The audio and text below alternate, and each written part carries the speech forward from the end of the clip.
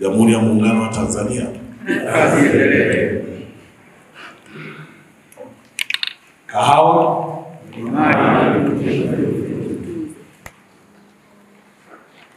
Ndugu wadau wa sekta ya kahawa, awali ya yote napenda kutumia fursa hii kumshukuru sana Mwenyezi Mungu kwa kutuwezesha kuwepo hapa katika siku hii muhimu.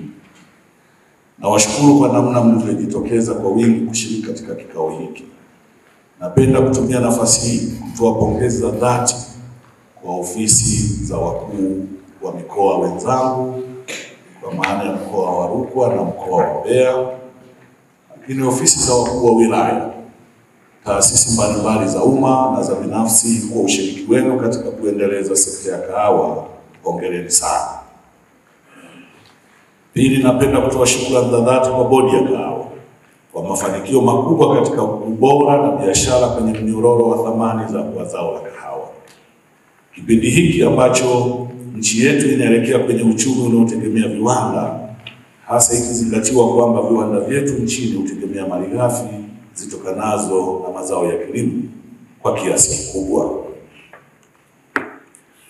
Ndugu wadau wa sekta ya kahawa, katika kuhakikisha tija na uzalishaji unaongezeka, ni muhimu kuweka mpango wa uzalishaji miche bora, ukarabati wa CPU, ufufuaji wa mashamba ya kahawa, miundombinu ya umwagiliaji, elimu na mafunzo ya kilimo bora, pamoja na kuratibu upatikanaji wa takwimu za uzalishaji wa kahawa.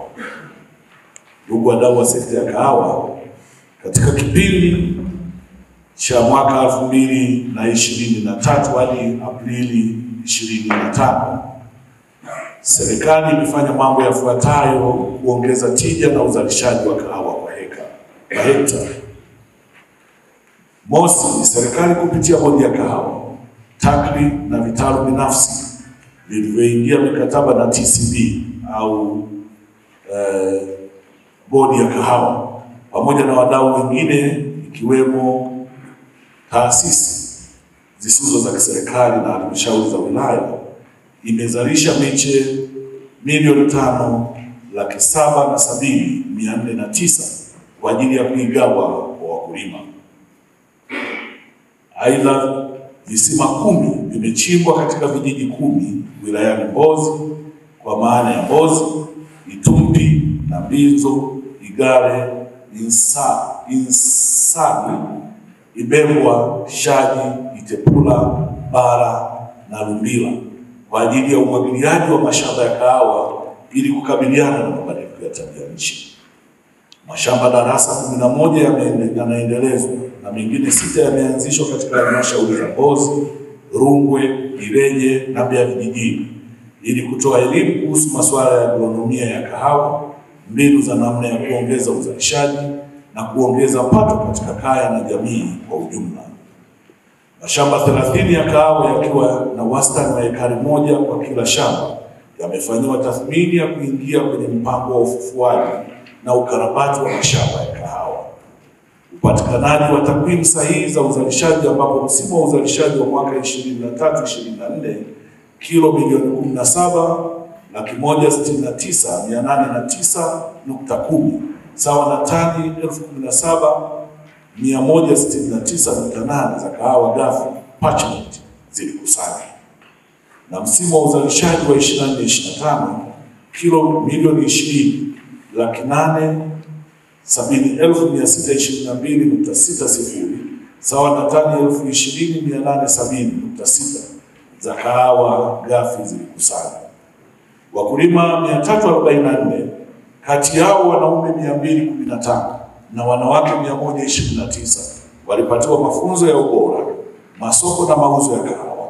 Mafunzo haya yalifanywa kwa kushirikiana na shirika binafsi la Cafe Africa Tanzania na Starbucks Tanzania katika wilaya za Mbeya, Mbozi, Rungwe na Ileje. Ndugu wadau wa sekta ya kahawa, malengo ya kimsingi ya kuendeleza zao la kahawa katika kanda hii ya Ruso-Mbwe ni kama ifuatavyo. Ongezeko la uzalishaji wa kahawa safi kwa mwaka kutoka wastani wa sasa wa tani 65,235 hadi angalau tani 3 kufikia mwaka 2025 kwa maana ya msimu huu tunaoendea. Kuongeza ubora wa kahawa utakaodhihirishwa na ongezeko la bei ya ziada kwenye masoko ya nje kutoka 35% ya jumla ya uzalishaji ya sasa hadi angalau 70% kufikia mwaka huu mwishoni. Kuongeza uzalishaji wa miche bora ya kahawa milioni 3 ambayo ni kinzani kwa magonjwa ya CBD na CLR kupitia kahawa aina ya compact ambayo inapandwa kwa njia ya mbegu badala ya mkojo. Na mwisho, kuimarisha vyama vya msingi vya ushirika AMCOS pamoja na vyama vikuu vya ushirika ili wakulima waweze kuhudumiwa mikopo ya fedha pamoja na pembejeo za kilimo, huku AMCOS zikiendelea kubeba jukumu la dhati la uaminifu, lakini na kuwathamini wakulima, kwa sababu mkulima ndio anayotoa jasho kwenye hii process. Kama AMCOS watakao kuwa daraja la kutothamini jitihada, bidii na jasho la mkulima, tija ya AMCOS haitakuwepo, na hivyo moyo wa wakulima kwa AMCOS zao utashuka, na hivyo malengo ya nchi kusukuma ajenda ya ushirika kwenye kulinda maslahi ya mkulima haitafanikiwa. Ni lazima tujue tunapochagua viongozi kwenye hizi AMCOS tuwachague kwa sababu ya uadilifu wao, sio ujanja. Uwezo wao wa kutuhudumia sio uwezo wao wa kuhudumia matumbo yao, na uwezo wao wa kututhamini wakulima na sio uwezo wao wa kujithamini wao. Zipo AMCOS inapokea hela leo, inakaa nazo miezi miwili, haipeleki kwa mkulima. Anakaa nazo hela sio zake, mkulima ndiye aliyotoa jasho, mkulima ndiye aliyowezesha hiyo AMCOS kuwepo. Maana yake hapa kuna tatizo. Ni lazima tusimame kwenye nafasi zetu. Tunataka kuona vyama vya ushirika vikithamini mkulima na kumpa heshima yake na hadhi yake. Lakini hivi vyama ndio daraja la kukopa. Wakichukua mikopo wajue wanaenda kutafsiri mikopo kwenye kilimo cha wakulima kule chini, na sio wao kukaa vikao kila siku na kujilipwa posho kwa madai kwamba ndio kutengeneza mazingira ya kujadili kilimo. Mkulima yule kule chini ndio anajua analimaje. Kama anataka mkopo wa pembejeo, ukimpelekea yeye atatafsiri kilimo cha kweli, na sio nyinyi kukaa kupanga mambo yenu kwa ajili yenu binafsi. Wadau wa sekta ya kahawa, napenda kuwashukuru wadau mbalimbali na taasisi za serikali kama taasisi ya utafiti wa zao la kahawa TAKWI, Bodi ya Kahawa Tanzania, halmashauri za mikoa ya Mbeya, Songwe na Rukwa, wakoboaji, wanunuzi na wakaangaji kwa jitihada zenu za kuendeleza sekta ya kahawa. Baada ya kusema hayo, nimefungua rasmi kikao hiki. Asanteni sana kwa kusikiliza.